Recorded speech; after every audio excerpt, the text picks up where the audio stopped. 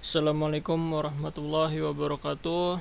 Kembali lagi dengan saya di Praktikum Pengantar Kecerdasan Buatan di pertemuan yang keempat. Di pertemuan yang keempat ini kita akan membahas tentang NLP. Langsung aja kita masuk ke contohnya. Ya di sini saya udah nyiapin ya buat Google Colab-nya. Pertama ini kita install dulu si Gensim ini dengan perintah pip install gensim. Ini gensim ya, pakai M. Nah ini tuh gensim ini gunanya buat ngeload model word to fact-nya. Nah terus di sini kita import IO, import time, terus ada time delta, sama import si gensim ini yang tadi udah kita install. Kemudian di sini kita mendownload file yang ada di URL ini nih.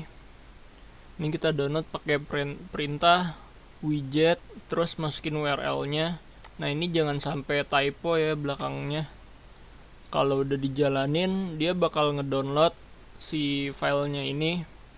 Itu ukurannya 183 MB. Nah jadi ini buat downloadnya ini tenang aja, ini pakai server Google, jadi cepet lah. Ini cuma 8 detik. Nah terus kalau udah, ini filenya ke save dengan nama bxfsda ini. Terus di sini kita kalau udah di download, kita ekstrak pakai perintah tar min xzvf, terus namanya ini. Nah ini kita ekstrak. Nah kemudian isinya kayak gini nih. Nah dari isinya yang banyak ini kita bakal make si yang ini, sentences ini. Jadi yang lain ini nggak dipakai ya, kita cuma pakai yang ini doang. Nah kemudian setelah diekstrak, di sini kita akan memvisualisasi data dari si sentences ini pakai perintah cat, terus masukin nama filenya ini ind mixed bla bla bla bla sentences.txt. Nah kalau udah diekstrak, ini bakal keluar hasilnya. Jadi ini hasilnya ini dia ada jumlahnya 1 juta ini ya, 1 juta artikel.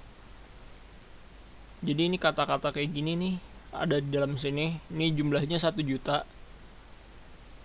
Nah kemudian kalau udah, di sini kita membuat variabel corpora yang filenya ini berasal dari si yang tadi ini, si sentences. Kemudian di sini kita akan memasukkan seluruh dataset yang tadi ke dalam satu file namanya si corpus.txt. Nah si corpus.txt ini mempunyai permissionnya itu read only, atau di sini tuh A tuh. Terus dia sebagai wiki text. Kemudian di sini ada codingan yang ini. Ini tuh fungsinya buat melihat udah berapa banyak artikel ini diproses. Nah jadi di sini tuh biasanya kan satu-satu ya. Tapi di sini kita bikin jadi per 10.000. Jadi kalau udah 10.000 artikel diproses, dia bakal ditampilin. Nah terus hasilnya kayak gini nih. Untuk hasil akhirnya ini dia berjumlah 1 juta artikel. Terus si corpus ini dia fungsinya nih, dia nyimpen data-data yang nanti buat di training. Lanjut. Kemudian pada sel ini kita mulai proses trainingnya. Di sini kita import time, multiprocessing, time delta, sama word to fact. Time di sini fungsinya ini buat melihat waktu, terus time delta ini fungsinya buat melihat selisih waktu. Nanti kedua ini nih nanti fungsinya untuk melihat waktu yang diperlukan untuk training ini. Jadi dilihat berapa lamanya. Nah terus di sini kita ada variabel sentences ini, dia artinya tuh si corpus.txt ini bentuknya tuh datanya itu bentuk barisan kalimat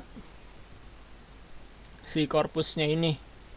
Terus di sini ada id underscore w2v. Ini datanya diambil dari sentences ini. Terus size-nya 300, workers-nya 16. Jadi kalau nggak salah nih ya, mohon dikoreksi, untuk size ini tuh ibaratnya gampangnya itu bed size-nya lah. Jadi jumlah sampel data yang diambil tuh 300. Tuh mirip-mirip kayak gitu. Terus untuk workersnya ini ibaratnya kayak epochnya. Kalau biasa kan epoch. Terus tapi di sini workers. Nah, ini kalau saya salah mohon koreksinya. Nah, terus untuk hasil akhirnya ini kalau udah selesai bakal ditampilin waktunya berapa lama.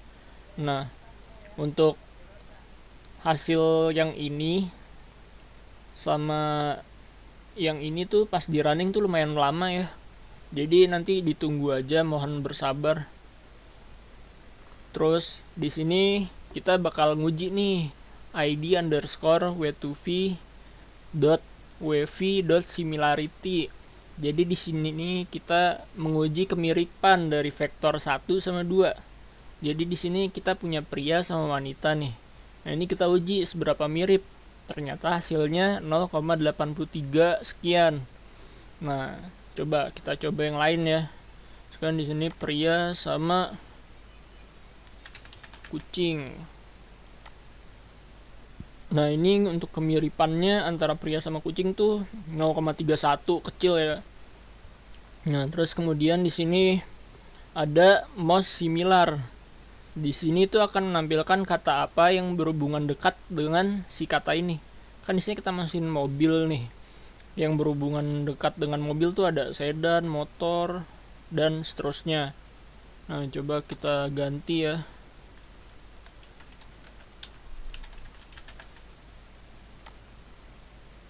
Nah, ini untuk kata binatang yang berhubungan dekat tuh kayak gini. Nah, terus di sini sama most similar. Cuma di sini ada 2 indikator. Ada wanita sama raja, terus di sini ada negatif.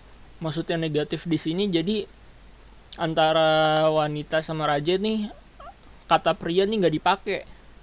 Nggak boleh ada kata pria. Nah, ini hasilnya ini ada kaisar, permaisuri, putri, dan seterusnya. Nah, terus yang terakhir ini doesn't match. Jadi dari kalimat ini dicari satu kata yang gak ada hubungannya sama sekali. Kayak gini misalnya, ini kan merah, motor, biru, kuning, hijau. Nah, ini kan warna-warna nih, merah, biru, kuning, hijau warna. Ini motor apaan? Nggak tahu. Nah, di sini dihasilkan motor hasilnya. Gitu. Kira-kira begitu aja dari saya. Apabila nanti ada kesalahan mohon dikoreksi ya. Kurang lebihnya mohon maaf. Wassalamualaikum warahmatullahi wabarakatuh.